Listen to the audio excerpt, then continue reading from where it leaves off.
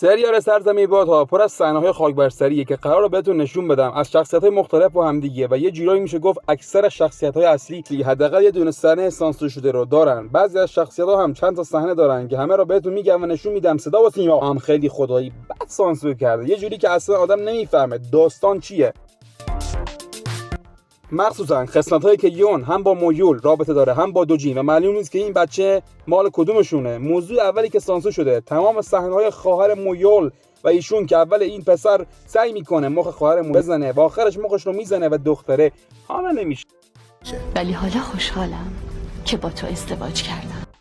توی قسمت هم مویول که داره مبارزه میکنه با این دختره هی سعی میکنه بهش تیکه بندازه، این تیکه میندازه، ولی بعد اینکه متوجه میشه این دختره پاداشا بوده حسابی خجالت زده میشه. اکثر قسمت‌های مبارزه کلا سانسور. یه سری صحنه هم این پسره یواشکی خواهر مویول رو دید میزنه که اون صحنه هم سانسور شدن. خواهر مویول وقتی شوهرش میمیره برمیگرده به گوریو و اون موقع قسمتی که پسر رو به اقامتگاهش دعوت میکنه که شب پیشش بمونه، پسر میره پیش رفیقاشو در مورد این موضوع باهاشون مشورت میکنه، رفقاش هم راضیش میکنن که بره، اونم چون خیلی خجالت میکشه وقتی وارد میشه کلی شراب میخوره و بعد شب رو همونجا میمونه. صبح یواشکی از اقامتگاه در میاد که کسی نبینتش، ولی رفقاش میان و باهاش کلی شوخی میکنن و بهش تیکه میندازن. بعد چند بار صحبت‌های عاشقانه هم بین اونا رد و بدل میشه که اونا هم سانسورش کردن. خواهر مویول میفهمه حامله است و میرن با هم قدم میزنن و اینجوری چیزا که اون تیکه هم سانسور شده. بریم سراغ بانوی اون که اکثر سانسورها متعلق به رابطه ایشونه و مردی که مختلفه و یه جوری میشه گفت همه روش کراش داره. اما قبلش اینو بگم که کلا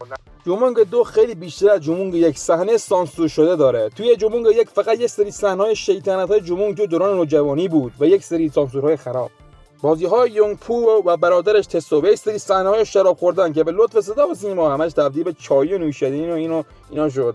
در نهایت یه سری رابطه عاشقانه جمون با بانو سویا و بانو سوسانا و غیر این خیلی صحنه زیادی فیلم نداشت، اگرم چیزی مثلا صحنه عاشقانه هوموسو بانو یوها خیلی چیز مهم خاصی نبود، اما جومونگ 2 کل سریال پای صحنه است. خب بریم سراغ بانو اون. خب بانو اون با موهیو رابطه عاشقانه داره و اول یک سری صحنه است که با هم صحبت میکنن و صحبتاشون معمولیه نسبتاً که اونا هم سانسور شدن. جلوتر که صحبتاشون عاشقانه تر میشه سانسور هم بیشتر میشه. چند قسمت بعد مویول و یون همدیگه رو بغل میکنن که اونم سانسور شده. کلا هر جای مویول با بانوی اون تماس فیزیکی داره سانسور میشه. مثلا اینجا که سوار اسب میکشنش میکننش جلوتر با صحبت‌های عاشقانه عاطفی میکنن که توی همه اون صحنه‌ها سانسور شده و اینو دوبلشون کردن. و بالاخره بعد چند بار بغل کردن بالاخره مویول و بانو همدیگه رو میبوسن. چند قسمت از اون که یون میفهمه حامله است، اما حتی خود یون دقیق نمیدونه که پدر بچه کیه چون با کسی دیگه هم توی رابطه بوده.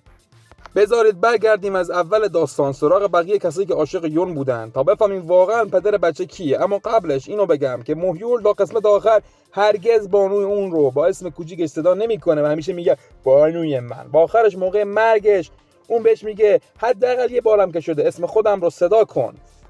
کلی آدم به این زنه توی سریال چش دارن، یا مشاور ارباب یا این رفیق مویول که توی جشنی که مویول و اشباح سیاه قراره خرابش کنن یکی دو بار سعی میکنه مخ اون رو بزنه، یا رئیس قبیله بیرو که وقتی ماهبان که یه اون رو میاره تو اون رو درمانش کنه، رئیس قبیله فکر میکنه که اون یه برده است یا کنیز و چون از یون خوشش اومده میگه من این برده رو هر چقدر که تو بگی میخرم ازت، که ماهوی قبول نمیکنه میگه این برده نیست یا حالا همون کنیز. همه این اتفاقا البته توی این نسخه صدا سیما سانسور شدن. جالبه که توی نسخه اصلی رئیس قبیله بیرو که بازیگرش یه جمون یک پدر سوسانا بود، یک آدم خیلی خوب و خوشتیپ و عاقل بود، در این سری آدم خراب نشون داده شده. کنیز اطرافش هم دارن ماساژش میدن و چند تا صحنه این شکلی هم هست که همشون سانسور شده. اما مهمترین خاطر خواه بانوی اون بعد از مویول دوجینه که از اول معلومه با هم یه سری سر و سرایی دارن و بیچاره توی یه قسمتی که دختری که روش کراش داره و رو میبره با دوستش آشنا کنه و اون عاشق هم دیگه میشن یون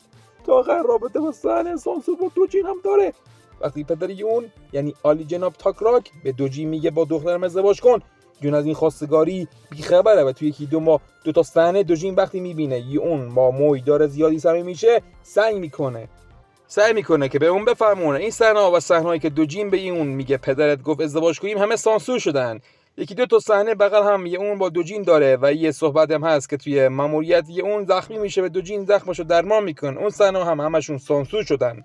جلوتر دوجین با یوهون جر و بحث میکنه و همه اون حرفا غالبا سانسور میشن، مخصوصا جاهایی که موضوع حرفشون در مورد بچه است و این صحنه هم دوجین از یون میپرسه این بچه مال منه یا مویول که یعنی که همزمان با هر دوشون رابطه داشته و احتمال اینکه این بچه مال دوجین باشه زیاده. هرچند بانوی اون همیشه میگه بچه مال ماهیول، من فقط اونو دوست دارم. کلا هر چی صحنه هست که در مورد بچه حرف میزنم، مثل جایی که تسو میگه مال کیه، همه توی صدا سیما سانسور شدن. حالا جالبه که یون تا آخر دوجین رو برادر صدا میکنه و این قضیه خیلی دردناک، یعنی دارکه. فکر کن جلو تسو بچه‌شون رو گرفته بغل، بعد به شوهرش میگه برادر. برعکس یون که با اون دو نفر همزمان رابطه داره. مویول از وقتی که توی قاره فقط به یون فکر میکنه. تا آخر سریال همینجوری، حتی وقتی که زن میگیره، حتی قبل ازدواج نمیره زنش رو از نزدیک ببینه و یا شبی که ازدواج میکنن دوست نداره که زنش رو ببینه و بهش میگه اگه الان توی اقامتگاه زنت نباشی، رئیس قبیله بیرو احتمالاً متوجه میشه و برات دردسر درست میشه. وقتی میره پیش زنش، سریع آب پاکی رو میریزه روی دستش، هر چند زنش خیلی سعی میکنه اشوه بیاره و دل موهیول رو نرم کنه. موهیول میگه من به تو دست نمیزنم و تا صبح روی صندلی میشینه و زل میزنم به هم. صبح که موهیول میخواد بلند شه بره، زنش بهش میگه بالاخره یه روز دلت رو نرم میکنم و خودت میای و شب پیشم میمونی. و آخرش همینجوری بغلش میکنه که این دیگه هم سانسور شده. خیلی بدم میاد از این صحنه که سانسور کرده. همیشه از بچگی با خودم میگفتم که جمون چقدر اینی موهیول چقدر بد بوده، چقدر ازدواج کرد، چرا به اون خیانت کرد. من نمیدونستم که بدبخت اصلا کاری نکرده. در قسمت هایی که دارن شراب میخورن، یه قسمت خیلی مهمه که سانسور شده. زمانیه که مارو حسابی مسته در مورد عشق موهیول به یون پیش دوجین حرف میزنه که این حرفش حسابی باعث دردسر و دعوا میشه. اسم مارو اومد، مارو عاشق این خدمتکار شاهزاده یوجین میشه. البته قبل سانسور مارو اینو بگم کلی از صحنه‌های شاهزاده با خدمتکار سانسور که ما باید اینو ببینیم. اما غالبا فقط چای خوردن‌های بعدش رو میبینیم که ملکه حسابی عصبانی و ناراحت شده و حالا اونا رو میگیره. حتی چند جا صحبت از این میشه که یوجین با خدمتکارش با هم دیگه فرار کنن و برن یه گوشی که با هم ازدواج کنن. که کلا همه این صحبت ها سانسور شده. اما مارو که اگر دقت کرده باشین از همون قسمت های اولیه یه نظر جزئی به این دختره داشت، اما بعد از مرگ یوجین توجهش به این دختره بیشتر میشه و میرسه به جایی که بهش میگیره تزیینی هدیه میده که بعد از این رفیقش میاد و حسابی مسخرهش میکنه از اینکه خجالت کشیده و مثلا یواشکی صحبت کرده و اینا. بعدن توی صحنه بهش ابراز علاقه میکنه، اون بغل میکنه دختره، بهش میگه گیره رو بگیر، اگه سالم از جنگ برگشتی من باهات وارد رابطه میشم. که بعدا هم نمیره و این یوجین هم فرار میکنه، میره اصلا گم و گور میشه، اصلا نمیدونیم کجا رفته.